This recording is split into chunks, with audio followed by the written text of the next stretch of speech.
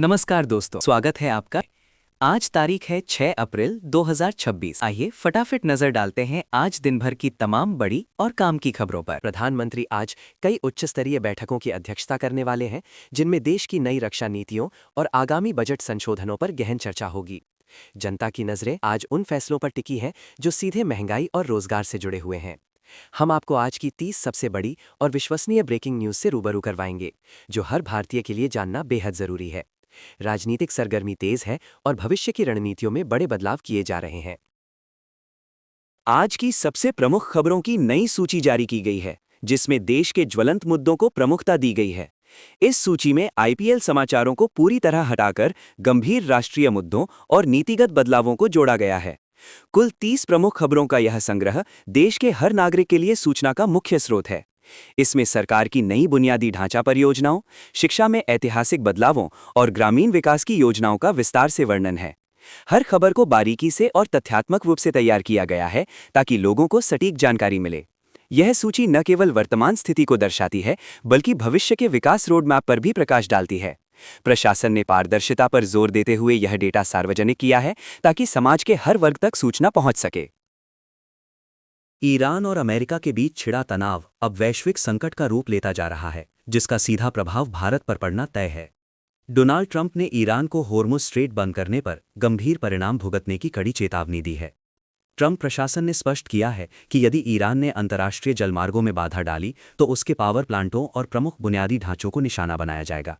इस गंभीर स्थिति को देखते हुए भारत सरकार ने सुरक्षा मामलों की कैबिनेट समिति यानी सीसीएस की आपात बैठक बुलाई है। भारत अपनी ऊर्जा सुरक्षा को लेकर बेहद चिंतित है, क्योंकि खाड़ी क्षेत्र से आने वाला कच्चा तेल संकट में पड़ सकता है। पेट्रोल और डीजल की कीमतों में भारी बढ़ोतरी का खतरा मंडरा रहा है, जिससे आम जनता की जेब पर गहरा असर पड़ेगा। सरकार अब वैकल्पिक आपूर्ति के रास्तों की समीक्षा कर रही है। मध्य पूर्व में जारी भारी तनाव और ईरान अमेरिका के बीच संभावित युद्ध को देखते हुए एयर इंडिया ने सुरक्षा कारणों से इजराइल जाने वाली सभी उड़ानें 31 मई तक स्थगित कर दी हैं। यह निर्णय यात्रियों की सुरक्षा सुनिश्चित करने के लिए लिया गया है। इस बीच खाड़ी क्षेत्र में फंसे भारतीय नागरिकों को सुरक्षित वापस लाने के लिए भारत सरकार ने एक बड़ा ऑपरेशन शुरू कर दिया है। हजारों भारतीय अब इन क्षेत्रों से वापसी की प्रतीक्षा कर रहे हैं। विदेश मंत्रालय ने विशेष निकासी उड़ानों का इंतजाम किया है, जो पड़ोसी देशों के रास्ते भारतीयों को घर पहुंचाएंगी। युद्ध की परिस्थितियों के कारण नागरिक उड्डयन मंत्रालय हर पल की स्थिति की निगरानी कर रहा है। जिन यात्रियों ने पहले ही टिकट बुक करा लिए थे, उन्हें एयरलाइन द्वारा पूरा रिफंड या यात्रा की नई तारीखें चुनने का विकल्प दिया जा रहा है। भारत ने 7 साल के लंबे अंतराल के बाद एक बार फिर ईरान से कच्चे तेल की खरीद शुरू कर दी है, जिसकी आधिकारिक पुष्टि पेट्रोलियम मंत्रालय ने कर दी है। ये फैसला भारत की ऊर्जा सुरक्षा के लिए बेहद अहम माना जा रहा है।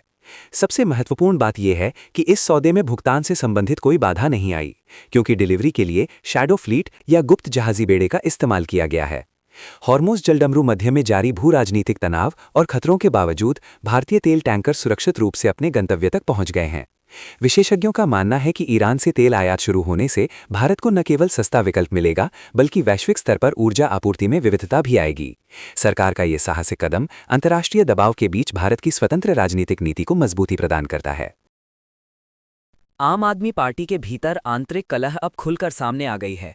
पार्टी के दिग्गज नेता राघव चड्ढा ने पार्टी के भीतर चल रहे घमासान पर सीधा पलटवार करते हुए पिक्चर अभी बाकी है का नया नारा दिया है। चड्ढा ने पंजाब के ज्वलंत मुद्दों और आंतरिक प्रशासनिक फैसलों पर एक विस्तृत वीडियो जारी कर नेतृत्व को असहज कर दिया है, जिससे दिल्ली और पंजाब दोनों राज्यों की राजनीति में हलचल तेज हो गई है। सूत्रों के मुताबिक पार्टी के कुछ नीतिगत फैसलों और कार्यशैली को लेकर राघव चड्ढा काफी समय से नाराज चल रहे थे। अब उनके इस खुले विद्रोह और बयानों ने पार्टी की एकजुटता पर बड़े सवाल खड़े कर दिए हैं। पंजाब की राजनीति में इस घटनाक्रम के दूरगामी परिणाम हो सकते हैं, क्योंकि चड्ढा वहां पार्टी का प्रमुख चेहरा रहे हैं। विपक्षी दल अब इस फूट को भुनाने की कोशिश में जुट गए हैं। कर्नाटक के कोडागू जिले से एक बेहद चिंताजनक खबर आ रही है, जहां ताड़ियान मॉल की ऊंची पहाड़ियों में ट्रैकिंग के दौरान केरल की एक महिला सॉफ्टवेयर इंजीनियर रहस्यमय परिस्थितियों में लापता हो गई हैं। पिछले 4 दिनों से उनका कोई सुराग नहीं मिला है, जिसके बाद स्थानीय पुलिस और वन विभाग ने सर्च ऑपरेशन को युद्ध स्तर पर तेज कर दिया है। घने जंगलों और चुनौतीपूर्ण भौगोलिक परिस्थितियों के कारण तलाश में काफ़ी बाधाएं आ रही हैं, इसलिए अब खोज के लिए विशेष हेलीकॉप्टर और आधुनिक ड्रोन की भी मदद ली जा रही है। लापता महिला के परिवार और दोस्तों में भारी दहशत का माहौल है और वे लगातार प्रशासन से संपर्क बनाए हुए हैं। पुलिस की कई विशेष टीमें और स्थानीय गाइड भी पहाड़ियों के हर संभावित कोने में छानबीन कर रहे हैं। इस घटना ने ट्रैकिंग के दौरान सुरक्षा मानकों पर फिर से बहस छेड़ दी है। असम के मुख्यमंत्री हिमंता बिस्वा शर्मा और कांग्रेस के बीच चल रही राजनीतिक जंग अब निजी आरोपों के साथ काफी उग्र हो गई है।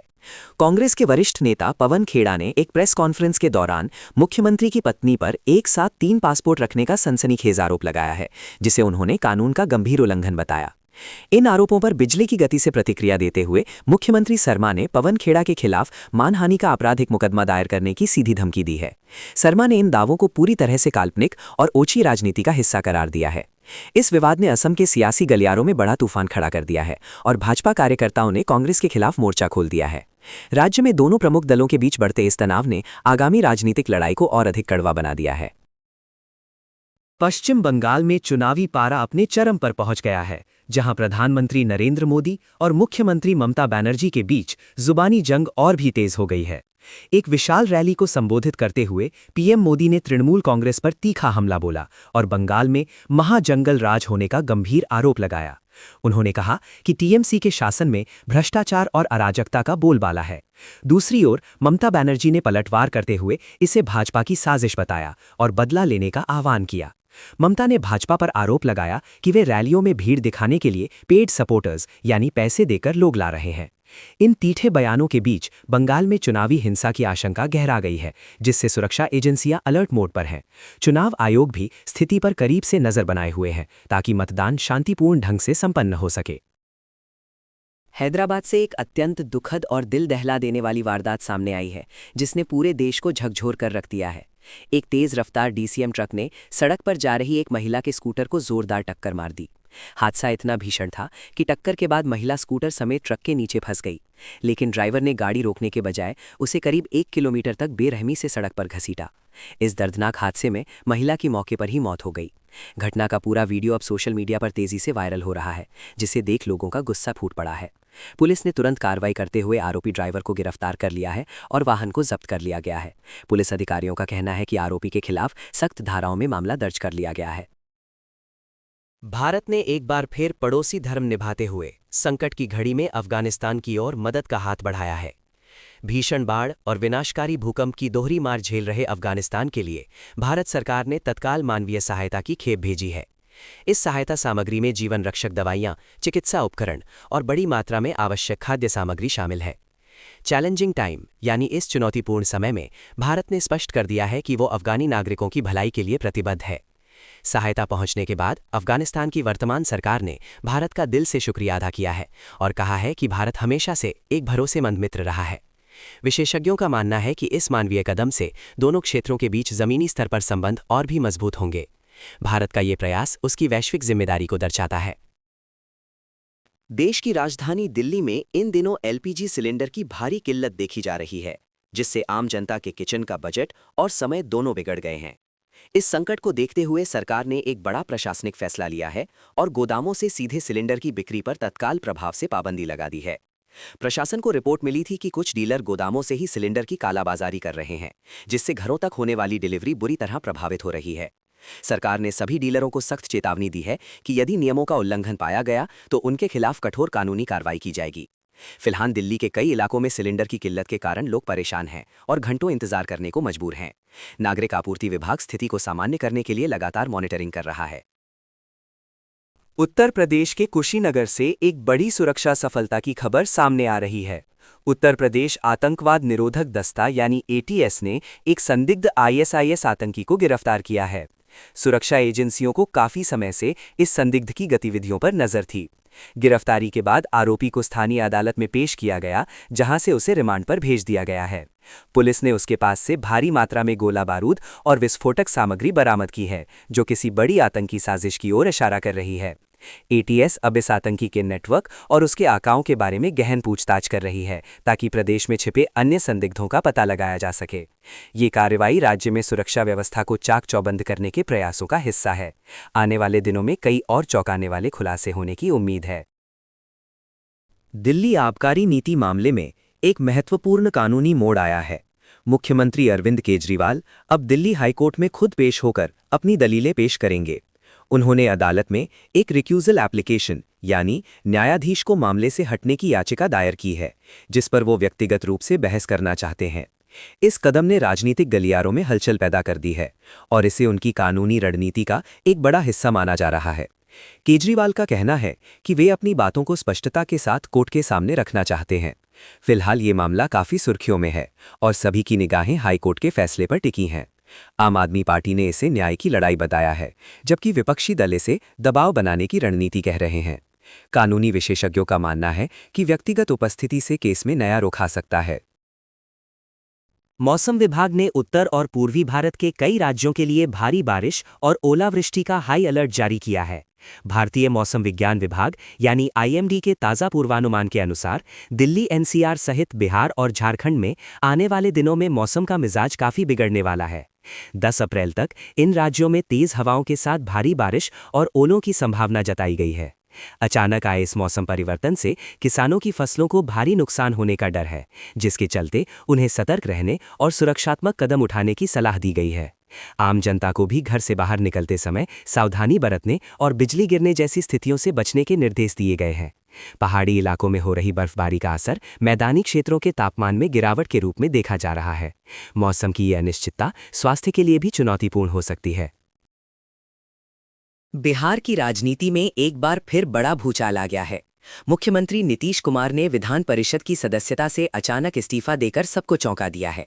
इस बड़े राजनीतिक घटनाक्रम के बाद अब एनडीए गठबंधन में नए मुख्यमंत्री के चयन को लेकर सरगर्मी तेज हो गई है। पटना से लेकर दिल्ली तक बैठकों का दौर जारी है। माना जा रहा है कि बिहार में सियासी समीकरण एक बार फिर पूरी तरह बदलने वाले हैं। विपक्षी दलों ने इस इस्तीफे को नीतीश कुमार की गिरती साख और गठबंधन के भीतर के तनाव का नतीजा बताया है। वहीं एनडीए के सूत्रों का कहना है कि ये एक सोची समझी रणनीति का हिस्सा है। आने वाले कुछ घंटों में बिहार की नई सरकार की रूपरेखा स्पष्ट हो सकती है। जनता की नजरें अब इस बात पर टिकी हैं कि बिहार की कमान किसके हाथों में सौंपी जाएगी और आगामी चुनावों पर इसका क्या प्रभाव पड़ेगा। पश्चिम बंगाल के मालदा में हुई हालिया हिंसा के मामले में पुलिस को एक बड़ी कामयाबी हाथ लगी है। इस हिंसा के कथित मास्टरमाइंड और एआईएमआईएम नेता मुफक्करुल इस्लाम को बंगाल पुलिस ने गिरफ्तार कर लिया है। बताया जा रहा है कि इस मामले में अब तक 35 अन्य लोगों को भी हिरासत में लिया जा चुका है। मुफक्करुल इस्लाम पर हिंसा भड़काने और साजिश रचने का गंभीर आरोप है। पुलिस सूत्रों के मुताबिक आरोपी से पूछताछ के बाद इस पूरी घटना के पीछे छिपी गहरी साजिश का खुलासा होने की पूरी उम्मीद है। इलाके में तनाव को देखते हुए भारी पुलिस बल तैनात किया गया है और प्रशासन शांति बनाए रखने की अपील कर रहा है। जांच अधिकारी ये पता लगाने की कोशिश कर रहे हैं कि इस हिंसा के पीछे किन बाहरी ताकतों का हाथ था। भारत के ज्वेलरी बाजार और अर्थव्यवस्था के लिए एक बड़ी खबर सामने आ रही है। वित्त वर्ष के ताज़ा आंकड़ों के अनुसार देश में स्वर्ण आयात में 29% की जबरदस्त बढ़ोतरी दर्ज की गई है। वाणिज्य मंत्रालय द्वारा जारी रिपोर्ट के मुताबिक इस साल कुल $69 बिलियन का रिकॉर्ड तोड़ सोना आयात किया गया है। बाजार विशेषज्ञों का मानना है कि शादियों के सीजन और त्योहारों के दौरान बढ़ी मांग की वजह से ये उछाल आया है। इस बढ़ोतरी का सीधा सकारात्मक प्रभाव भारतीय अर्थव्यवस्था पर देखा जा रहा है, जिससे सर्राफा बाजारों में भारी रौनक लौट आई है। ज्वेलरी व्यापारियों ने इस रिपोर्ट पर खुशी जताई है और उम्मीद है कि आने वाले समय में सोने की मांग और निवेश दोनों में निरंतरता बनी रहेगी, जिससे विदेशी व्यापार और मजबूत होगा। अहमदाबाद एयर इंडिया विमान हादसे के पीड़ितों के परिवारों ने अब न्याय की मांग को लेकर मोर्चा खोल दिया है। पीड़ित परिवारों ने केंद्र सरकार और प्रधानमंत्री नरेंद्र मोदी को पत्र लिखकर इस हादसे के ब्लैक बॉक्स डेटा को सार्वजनिक करने की पुरजोर मांग की है। परिवारों का आरोप है कि जांच में पारदर्शिता की कमी है और असली सच्चाई को छिपाया जा रहा है। पत्र में परिवारों ने प्रधानमंत्री से व्यक्तिगत रूप से हस्तक्षेप करने और न्याय सुनिश्चित करने की अपील की है।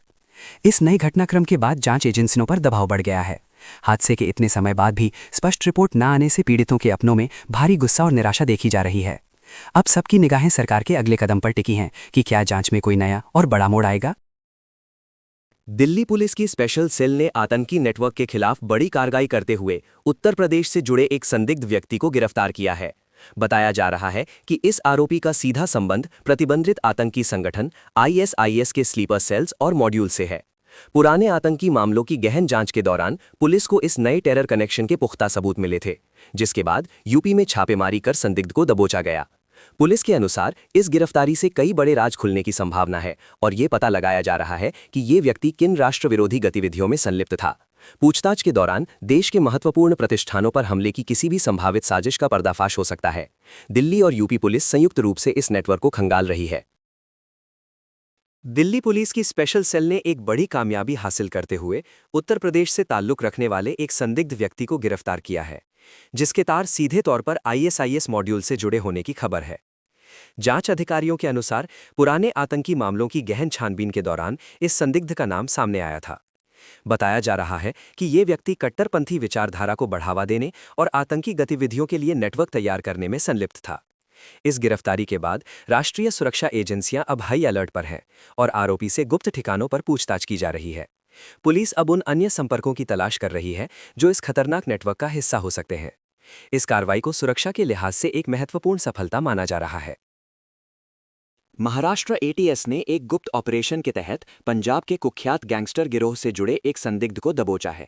शुरुआती जांच में चौंकाने वाले खुलासे हुए हैं, जिसमें सीमा पार यानी पाकिस्तान से जुड़े आतंकी कनेक्शन के संकेत मिले हैं। अधिकारियों का मानना है कि ये क्रॉस बॉर्डर गैंगस्टर्स की एक बड़ी साजिश थी, जिसका उद्देश्य भारत के भीतर अशांति फैलाना और हथियारों की तस्करी करना था। एटीएस अब इस बात की पड़ताल कर रही है कि इस नेटवर्क को पाकिस्तान से कैसे फंड और निर्देश मिल रहे थे। सुरक्षा बलों ने आशंका जताई है कि इस गिरफ्तारी के बाद आने वाले दिनों में कुछ और बड़े गुर्गों को पकड़ा जा सकता है। पुलिस ने सीमाओं पर भी चौकसी बढ़ा दी है ताकि किसी भी तरह की घुसपैठ को रोका जा सके। तमिलनाडु विधानसभा चुनावों के लिए सियासी सरगर्मी तेज हो गई है, जहां भारतीय जनता पार्टी ने अपने 27 उम्मीदवारों की बहुप्रतीक्षित सूची जारी कर दी है। इस सूची में केंद्रीय मंत्री एल मुरुगन को अविनाशी सीट से मैदान में उतारा गया है, जबकि अन्नामलाई का नाम इस लिस्ट से बाहर है, जिससे राजनीतिक गलियारों में अटकलें तेज हैं। दूसरी ओर मुख्य विपक्षी पार्टी कांग्रेस ने भी 27 उम्मीदवारों के नामों का ऐलान कर दिया है। इस चुनाव में भाषा की राजनीति एक बार फिर केंद्र बिंदु बनती दिख रही है, जहां द्रविड़ राजनीति और केंद्र की नीतियों के बीच सीधा मुकाबला है। दोनों ही दल अपनी रणनीतियों के जरिए मतदाताओं को लुभाने की कोशिश कर रहे हैं। नामांकन प्रक्रिया शुरू होते ही तमिलनाडु में चुनावी माहौल पूरी तरह से गर्मा गया है। मणिपुर में जनगणना यानी सेंसस की प्रक्रिया को लेकर अब राजनीतिक विवाद गहरा गया है। कांग्रेस पार्टी ने मांग की है कि राज्य में शरणार्थियों और विस्थापितों की गंभीर समस्या को देखते हुए जनगणना को फिलहाल टाल दिया जाना चाहिए। कांग्रेस का तर्क है कि राज्य में जारी अशांति और बड़ी संख्या में लोगों के अपने घरों से पलायन करने के कारण जनगणना के आंकड़े सटीक नहीं होंगे। इस मुद्दे पर सत्ता पक्ष और विपक्ष के बीच तीखी बहस छिड़ गई है। केंद्र सरकार पर अब दबाव बढ़ रहा है कि वो जमीनी हकीकत को देखते हुए कोई ठोस फैसला ले। स्थानीय संगठनों ने भी डर जताया है कि विस्थापित आबादी की गणना में चूक होने से भविष्य की योजनाओं पर बुरा असर पड़ सकता है। फिलहाल मणिपुर में स्थिति तनावपूर्ण बनी हुई है। गुरुग्राम की सड़कों पर एक बार फिर गुंडागर्दी का खौफनाक मंजर देखने को मिला है। यहां 2 एसयूवी चालकों के बीच हुए भीषण सड़क विवाद यानी रोड रेज का वीडियो सोशल मीडिया पर तेजी से वायरल हो रहा है। वीडियो में साफ देखा जा सकता है कि कैसे दोनों ड्राइवर अपनी अपनी गाड़ियों से एक दूसरे को टक्कर मार रहे हैं और सार्वजनिक संपत्ति के साथ साथ जान जोखिम में डाल रहे हैं। ये घटना राहगीरों के लिए भी बेहद खतरनाक साबित हो सकती थी। पुलिस ने इस मामले का संज्ञान लेते हुए तत्परता दिखाई है और दोनों ही चालकों को हिरासत में ले लिया है। फिलहाल पुलिस मामले की गहन जांच कर रही है और घटनास्थल के आसपास के सीसीटीवी फुटेज खंगाले जा रहे हैं। प्रशासन ने स्पष्ट किया है कि सड़क पर ऐसी अराजकता फैलाने वालों के खिलाफ सख्त कानूनी कार्रवाई की जाएगी। कर्नाटक के कोडागू जिले की ताड़ियांडमोल पहाड़ियों में ट्रैकिंग के दौरान एक बड़ा हादसा सामने आया है। केरल की रहने वाली एक सॉफ्टवेयर इंजीनियर महिला पिछले 4 दिनों से इन ऊंची पहाड़ियों में लापता है। वो अपने दोस्तों के साथ ट्रैकिंग के लिए आई थी, लेकिन घने कोहरे के बीच रास्ते में कहीं बिछड़ गई। पुलिस और स्थानीय बचाव दलों ने बड़े पैमाने पर सर्च ऑपरेशन शुरू कर दिया है। घने जंगलों और दुर्गम रास्तों के बावजूद लापता महिला की तलाश में हेलीकॉप्टर की भी मदद ली जा रही है। महिला के परिवार ने सरकार और प्रशासन से भावुक अपील की है कि उनकी बेटी को जल्द से जल्द सुरक्षित निकाला जाए। एसडीआरएफ की टीमें चप्पे चप्पे की छानबीन कर रही हैं। ये घटना ट्रैकर्स के लिए सुरक्षा नियमों और गाइड के महत्व की एक गंभीर चेतावनी है। भारत और बांग्लादेश के बीच द्विपक्षीय संबंधों में एक नए अध्याय की शुरुआत होने की चर्चा जोरों पर है। हाल ही में हुई आर्मी टॉक्स और बांग्लादेशी नेता तारिक रहमान की भारत यात्रा की संभावनाओं ने कूटनीतिक गलियारों में हलचल पैदा कर दी है। दोनों पड़ोसी देशों के बीच ऐतिहासिक संबंधों को दोबारा पटरी पर लाने और आपसी विश्वास बढ़ाने पर जोर दिया जा रहा है। हालिया बैठकों में व्यापार, सीमा सुरक्षा और क्षेत्रीय स्थिरता जैसे महत्वपूर्ण रणनीतिक मुद्दों पर विस्तार से चर्चा की गई है। अंतर्राष्ट्रीय मामलों के जानकारों का मानना है कि ये नई पहल दक्षिण एशिया की शांति के लिए बेहद अहम साबित हो सकती है। सैन्य स्तर पर हो रही बातचीत से दोनों देशों के बीच सुरक्षा सहयोग और मजबूत होगा, जिससे सीमा पार अपराधों और घुसपैठ जैसी साझा चुनौतियों पर प्रभावी लगाम लगाई जा सकेगी। देश की राजधानी दिल्ली में एलपीजी सिलेंडरों की किल्लत ने आम जनता की रसोई का बजट और सुकून दोनों बिगाड़ दिया है। पिछले कुछ हफ्तों में करीब 51 लाख सिलेंडरों की डिलीवरी किए जाने के आधिकारिक दावों के बावजूद जमीनी स्तर पर आपूर्ति का संकट अभी भी बरकरार है। गैस सिलेंडर की कालाबाजारी और अवैध भंडारण की लगातार मिलती शिकायतों के बाद दिल्ली सरकार ने अब बेहद सख्त रुख अपना लिया है। खाद्य एवं आपूर्ति विभाग की टीमों ने विभिन्न इलाकों के गैस गोदामों पर छापेमारी तेज कर दी है। कई जगहों पर स्टॉक रजिस्टर में धांधली पाए जाने के बाद वितरकों को कारण बताओ नोटिस जारी किए गए हैं। आम आदमी इस कृत्रिम संकट से परेशान है और बाजार में कीमतों के अचानक बढ़ने की आशंका जताई जा रही है। सरकार ने दावा किया है कि दोषियों पर कड़ी कार्रवाई होगी। आज राष्ट्रीय समुद्री दिवस के अवसर पर भारत के समुद्री व्यापार और सुरक्षा को लेकर बड़ी खबरें सामने आ रही हैं। भारत का अधिकांश कच्चा तेल आयात संघर्षपूर्ण जलमार्गों, विशेषकर होर्मुज जलडमरू मध्य से होकर गुजरता है।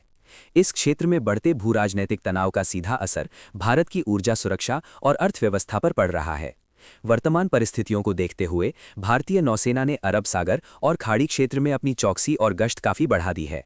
युद्धपोतों और निगरानी विमानों को रणनीतिक स्थानों पर तैनात किया गया है ताकि भारतीय व्यापारिक जहाज़ों की सुरक्षित आवाजाही सुनिश्चित की जा सके।